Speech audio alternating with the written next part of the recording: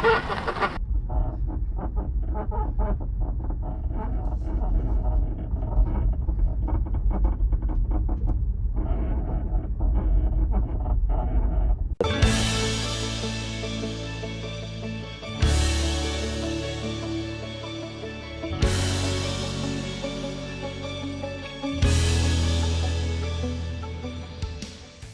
we are. I already got the wheel off so we can get in there to where the noise is. I actually had the same noise a few years ago on this car, but on the other side. And I opted to replace the upper control arm, or A-arm, however you want to call it, since the part was just over $90, 90 some dollars. I don't remember exactly. But well, many people commented you should have done this or that or blah, blah, blah. So there are other options. The noise itself seems to come from the ball joint that is at the outer end of the A-arm. And it seems to be a problem that the water that comes down the windshield gets onto the cowl, and the cowl drains right on top of that ball joint right there. And eventually the water, I guess, gets in, maybe? That is one of the theories out there, so that it's a possibility. But you can't really stop that because you need to drain the water somehow, right? The other thing is Tesla did way back when actually seal those with some additional sealant on top of the ball joint and stuff, trying to prevent this, but obviously this has not helped. So now there are a few different solutions or options on how we can do this, and people have done it different ways. People said I injected oil, people said I put WD-40 in there, people said I greased it, but the grease gun, I got grease in there. So there are different ways. So one of the ways is like this here. This is a syringe with a pokey end, and no, this is not a medical syringe. This is a hobby syringe that you get at a hobby store for dispensing like glues and things in little fine areas when you do stuff. But you can get pretty big needles for these where you can get oil through, and they're nice and pokey. So you can actually poke the rubber on the ball joint and squirt oil in there. So that is a possibility. That's one thing that people have been doing with things like these. The other option is, well, if you have a grease gun, you can buy this little thing here. I hope you can see that. Let me bring this up here. So this is this little thing. This is an attachment for a grease gun. The grease gun goes right there on the end. It's got a grease zerk, and it's basically just like the syringe right here. You can see this is the pokey end, and this looks about the same. I don't know, there we go. Looks about the same, just like this. So, same thing. So people have been injecting grease or getting grease in there by poking it just through the rubber and getting it in there. Some people disconnected the steering knuckle, some people didn't. It's probably best if you do, so you can move that ball joint around and actually spread whatever lubricant you put in there. So the problem with these two is you are poking through the rubber. And when you poke through the rubber, obviously now you have an opening that also will let water, moisture, debris in and could cause future problems. Also, some people just kind of cut it open and stuff the grease in there. That's the worst idea. If you use a knife to cut that boot, that's really bad, because then you got a real cut, and that definitely will get grease in there. With these, it's probably not too terrible, but still there's a chance of getting debris, water, and dirt in there. And once you get dirt in there, it will wear out pretty quick. At this point, with this noise and no grease in there, it may be already worn a little bit. I don't feel any play here. I checked it out real quick, so it seems to be still all right. It's just the noise at this point, probably. So the other option is actually there is a ring, like a spring type ring that goes around the rubber boot, holding it in place, and you can get that off. It may be a little tricky, but that can come off. Then you can take the boot down. There's not much room there, so I don't know if you can fold it backwards yet. I haven't tried yet, but you can get it down, and then you can get oil or grease in there. you can still use a syringe to actually then you pull the boot down, and you could use the syringe to squirt oil in there, because you might not get a huge opening where you can reach in or whatever. Also, you could use this here with the grease gun at that point to get the grease down in there and around a little bit more. You just have to be careful that you don't poke it from the inside out at that point. So I'm gonna try to remove this ring. I'm gonna bring you down here, and then you can see, well, we'll find out if I can remove this ring and can get in there enough, put some grease in, and see how that goes. So, well, let's try. So here we can see this here is the culprit up here. And this is the rubber boot we've been talking about. So you can puncture it to get stuff in there, or there's this little ring up here. You can see that kind of goes about a time and a half around, I think. And hopefully we'll be able to grab that with a little screwdriver like this here. There's a little tiny screwdriver. We should be able to get in here on the side. Now, it's a little bit dark under here, so I have my headlight on, and I hope I don't create too much of a shadow so you can actually see. Here we go. This is this ring. So you can see I got it down right here. They're a little tricky, especially now me doing it with one hand here, but you can work this ring. Just start working it down. With two hands, it goes better. Up, there we go. It's a matter of just getting this down below there. There we go. I would like it to, there we go, all the way down.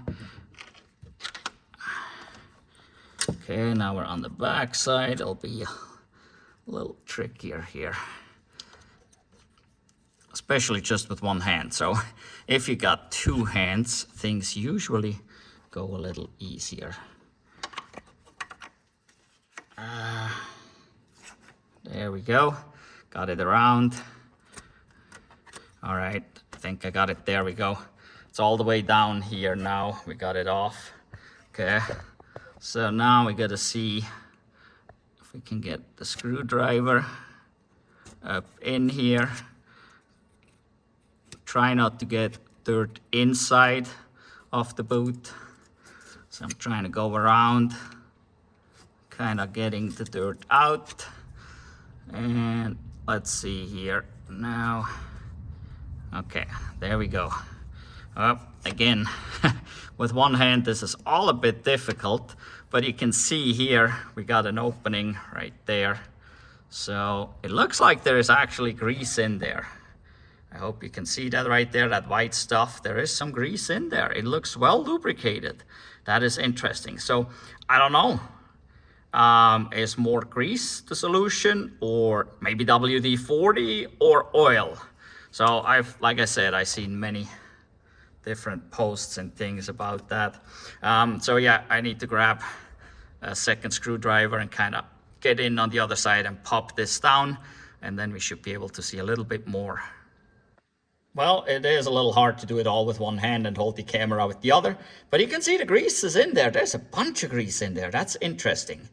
So that really makes me want to remove this bolt here and pop that out so I can move it around. I don't know. I mean, if this is 100% the culprit, that's what all these people say anyway. People said they got this oil or grease in here, and it did resolve the problem, but it looks like there's a nice amount of grease in there. That is interesting. Unless this time it would be another noise that sounds exactly the same. Last time I had the impression that potentially back there, I don't know if I can show that to you, back here where it's attached, that these made noise too. Obviously those rubber bushings, everything comes with a new A-arm. So that would resolve these issues too. And by the way, here, let's see, right here you can see some grease there. That is grease where that Tesla put over the top here after the fact to seal all this off. So I don't know. So I'm not 100% positive. It looks like we got grease in there. Maybe we need more grease, but I think we definitely need to move that bolt joint around as we're doing that. So I think I want to pull this bolt out and pop that joint, hopefully, to do so. I got it apart. It was real easy. So it's this bolt right here, right there.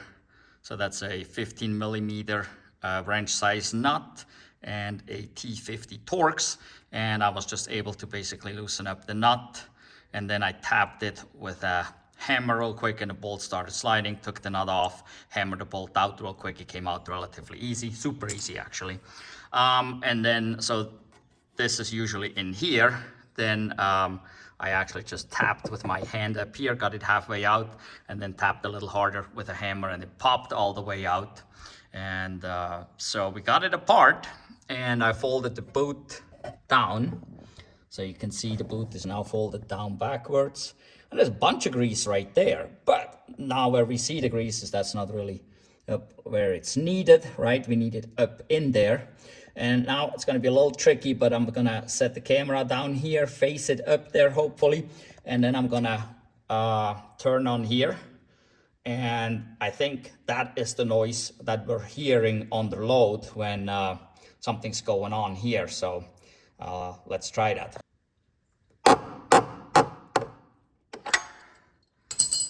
So you can see it moved. It holds super hard. There is some debris looking, there we go, a little darker spot up there, but I don't know. It is pretty hard. There's the ball up in there. Looks a little drier up there, so maybe all the grease came down. So I gotta see. Maybe I'll try to squirt some WD since it's penetrating, and then add some grease to it or something. But it's hard to move. I mean, they're not really loose, but this one is very hard to move. I was able to turn it and tip it a little more, and now you can see the rust up in there, right there.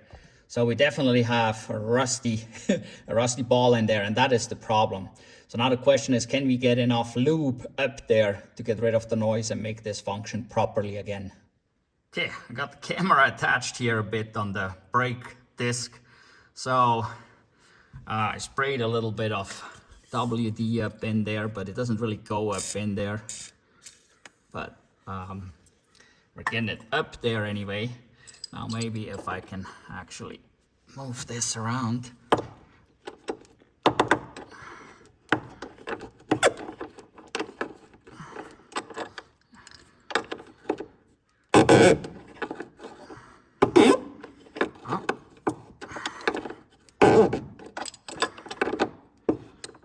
It seems to loosen up a little bit. Let's maybe see if we can spray a bit more.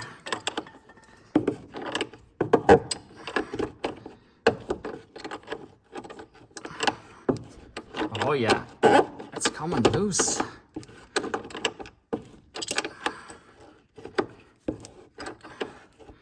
It feels much better.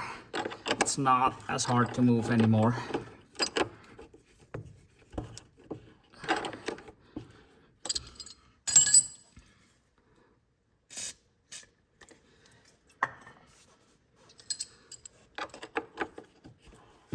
Oh yeah.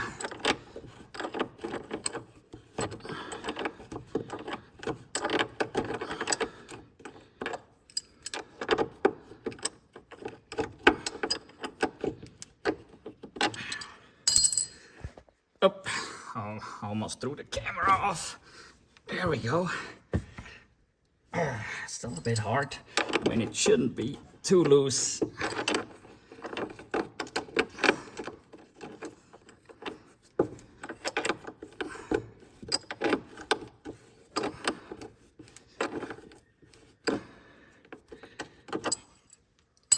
So now, yeah, we can see a little bit of that rusty stuff up there. It's getting a little bit mixed in with the grease and stuff. I don't know that we can get the rust out of there. Oh yeah. But it definitely starts moving much better. So I would assume it's the key that you get this out of the steering knuckle here so you can actually move that. I have people tell me their noise came back after a few months if they just injected grease through the boot and stuff. And so I suspect it's key that you start moving this. Now, what I'm gonna do is, I gotta, let's show you anti-seize. This comes in a can like this, and it's got a brush, and this is super duper grease. I'm getting this in there. This is a heat resistant grease. There we go. Let's put a little bit on here, or a lot of it. There we go. Come on. A little bit more, wherever we can expose it, I guess. And hopefully it gets in there.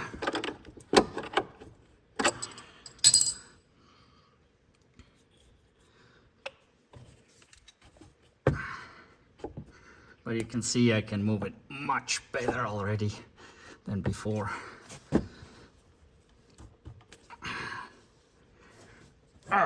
It's still a bit hard here. Oop.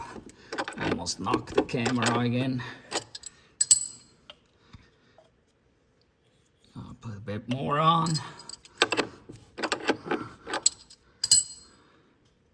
It still looks like it's dry, as if the grease really doesn't get up in there. Yeah, there's no real, there's no way to get the grease really straight up in there.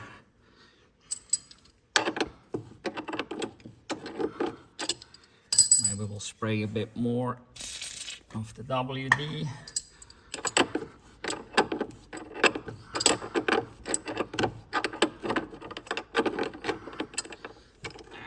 Come on here.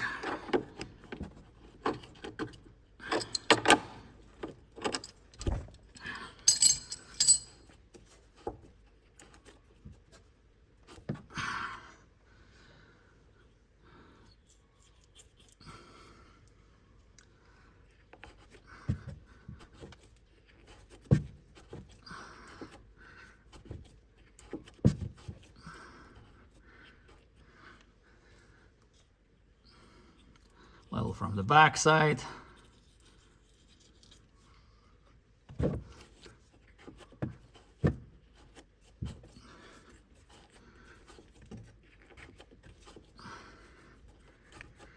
Just kind of working it in there. There's really not much sense in putting much grease here. We've seen the grease there, and that's not where the problem is. The problem is at the top. There's this little thingy at the top there. I don't know if I can even show you that right now with the arm being up this far. See this little knob right on top there? Okay, that almost looks like that's where a greaser would go, or could have went, and that greaser would actually get the grease right on top of that ball. So that would be probably a good thing to have right now. But I think I worked it in enough at this point, and I just got to get the boot back up, put the ring back on, put the bolts back, put it back together, put the bolt back in, and see if it solved the problem. All right, let's see if we can get the boot folded up again here. Get it over.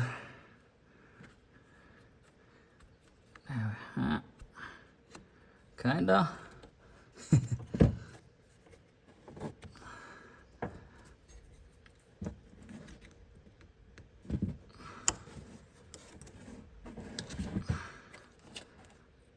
It's a little tricky now, it's all greasy.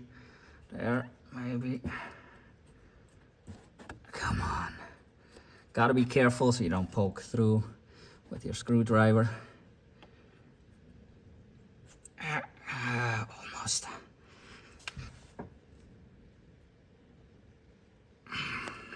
There we go. All right.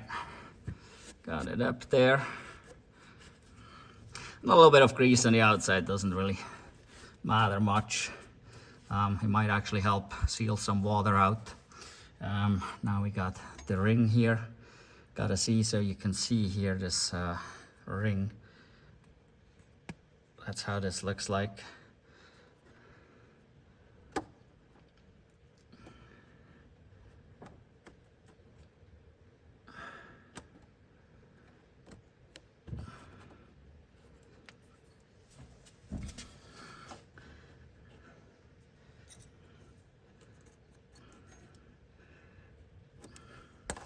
Oops. Let's try that again.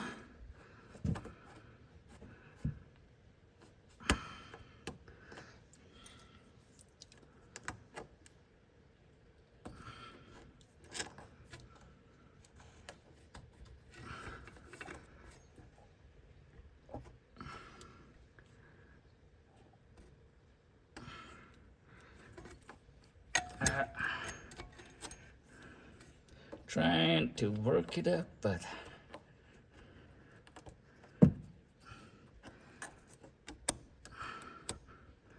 okay.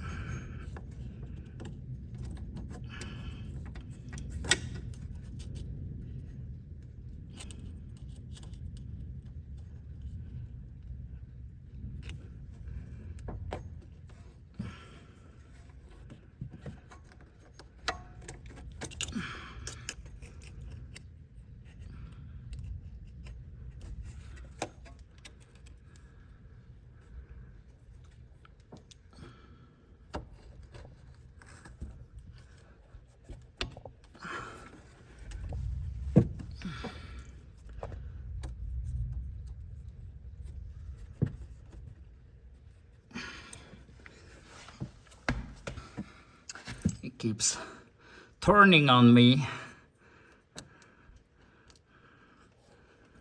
I don't know, there may be a trick to it that I don't know. That is quite possible.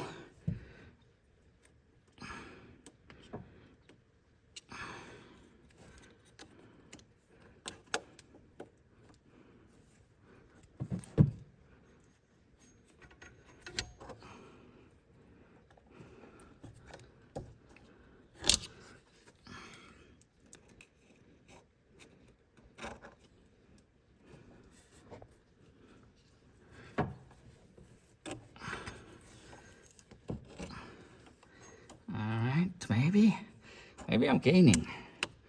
Maybe I did. Okay.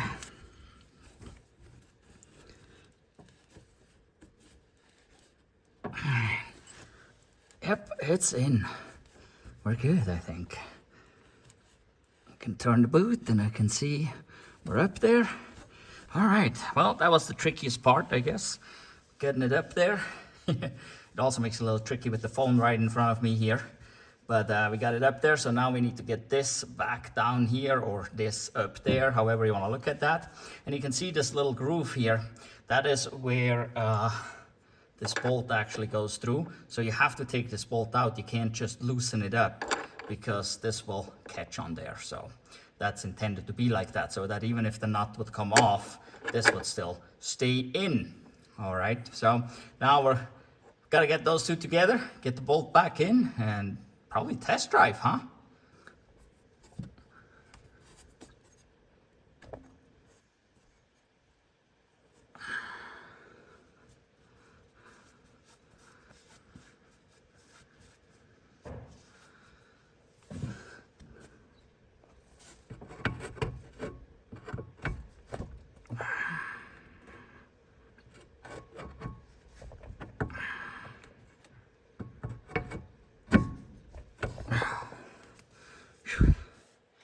I decided to get a second floor jack so I can press up here a little bit. I can almost squeezed the two together, not with two fingers.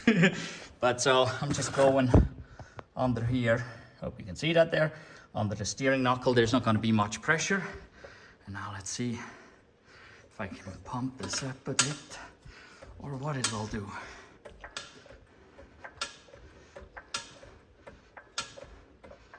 Up. All right, we came up quite a bit. It moves a little bit forward, but we can move it back. Yep.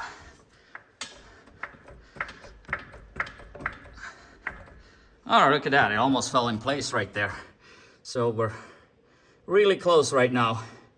Now I gotta see. I probably need both hands of the camera out of the way, and so I can squeeze that together just basically by grabbing it with two hands, getting it in there, and then just putting the bolt in will definitely secure it. It may stick just like that because it has to be totally straight to go in or out. All right, this was a bit more of a struggle than anticipated. You can see here I'm using this pry bar here, and I just kind of had to wiggle with that and get it down. Probably it didn't help when I grabbed the shaft of the ball joint with the pliers. I created some burrs, so maybe get a file out and file those burrs off before you're trying to get it back in, and that should make it easier. You don't really want to lubricate that because, well, that is supposed to sit tight in here, so lubrication there is not really what we're looking for. If I got it far enough in, then the bolt goes in. Where's my hammer here with a couple taps? There we go. Got the bolt in. After you get the bolt in, you can remove the floor jack, so you got the room again here. And yeah, we just need to add the nut and tighten that up. And then, well, put the wheel on, go on a test drive, and see, or hear, or hopefully not hear.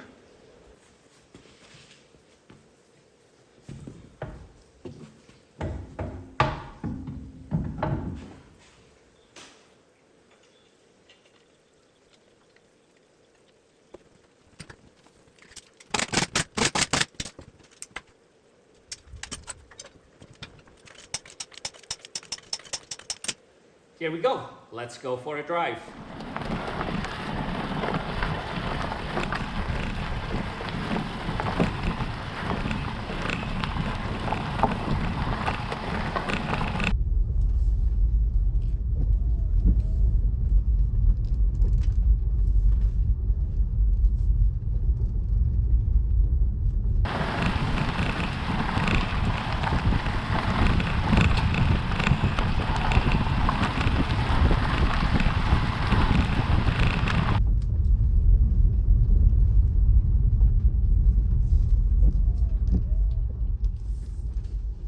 All right, that seems to be a success here. We didn't have any noise. I don't know if it's gonna come back or not. There were people that told me their noise came back within 3 to 6 months or so. For the average driver, that would only be what, about 3,000 to 7,000 miles, and it will be back. So we'll see. Others never said if it ever came back or not. Maybe they were afraid or ashamed to say it came back. So we'll see. Right now we are, let's go look here real quick. We have 110,071 miles on this car. So 110,000 miles basically. We'll see how long it lasts. I don't know. It is hard to get grease on top there. Obviously this lasted 110,000 miles or a little bit less than that maybe. The other side didn't last that long. I think that was 20,000 miles ago or so, if I remember right, when we replaced the other side. I guess I'll keep you updated if the thing goes bad again. As long as it's good, there's probably no reason to say anything.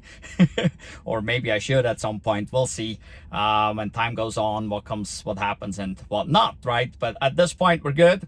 So this whole thing takes probably about an hour to do for almost anyone. And like you seen, I had 2 floor jacks, so you may need 2 floor jacks. Make sure you have good floor jacks that have a wide stance, right? Not these narrow suckers. They're a little dangerous. But they can be harbor freight as long as they're rated properly. These here I think are 6,000 pounds rating or something. So yeah, pretty high. So no problem with those. You do not need pucks or anything to lift a Tesla, okay? Especially people call them pucks, right? But they're not hockey pucks. Do not use a hockey puck, because a hockey puck is totally smooth and is made to glide and slide. And it will not just do that on ice, it will also do that on metal like you have here. If it is on that smooth metal, it may slide, okay? Rather than the floor jack moving as you're raising or lowering your vehicle, an actual hockey puck may slide, and yeah, you may get who knows what kind of damage, but hopefully no injury. But hopefully you just don't do that, okay? Do not use a hockey puck. Use a rubber piece. I got chunks out of a rubber mat that I cut. They're about 6 by 6 inches, and I put them in between the floor jack and the car, so that we just don't have metal to metal contact. So like if you go to a tire shop, they usually use a lift, or if you go to Tesla, they use their lift, and they have their pads are rubber on the lift already, so they don't need to put anything in between. They just go under the lifting point and lift. So yeah, but overall about an hour to do this roughly, if you're doing it the way I done. If you just lift it up and start injecting grease or oil,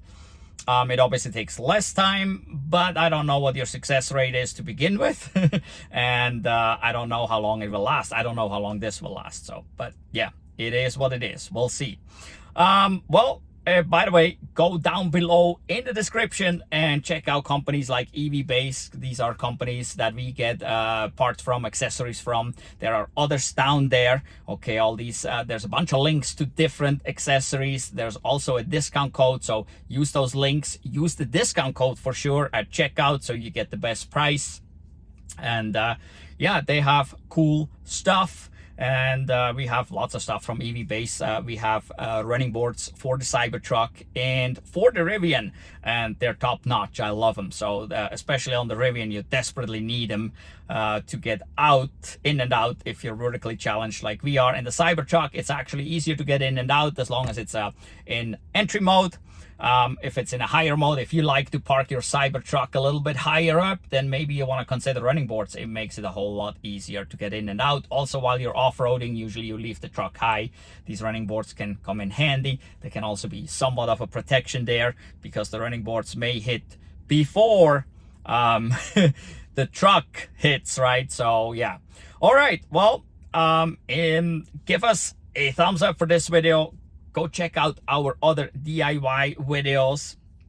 And for every video of ours that you watch, please give us a thumbs up.